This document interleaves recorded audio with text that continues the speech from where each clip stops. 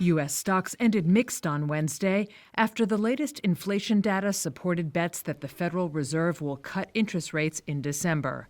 The Dow rose 0.1%, the S&P 500 ended flat, and the Nasdaq dropped about 0.25%. The Labor Department's Consumer Price Index rose 0.2% in October for the fourth straight month and advanced 2.6% on an annual basis. Meanwhile, the benchmark 10-year Treasury yield rose nearly 4.5% on Wednesday as investors focused on longer-term expectations that President-elect Donald Trump's policies could exacerbate inflation. George Cipollone is portfolio manager at Penn Mutual Asset Management. I think there's still that little bit of uneasiness that, hey, look, inflation is here to stay with us.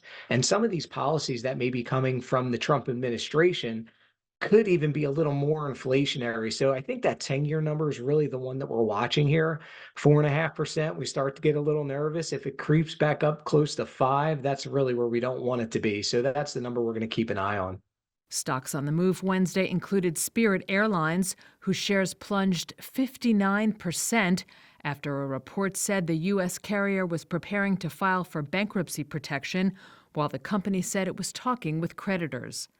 Shares of Rivian soared more than 13.5% after Volkswagen raised its investment in the EV maker. And shares of Cisco Systems gained after the company raised its annual revenue forecast, a sign of improving demand as the computer networking equipment maker shifts focus to cybersecurity, cloud systems, and AI-driven products.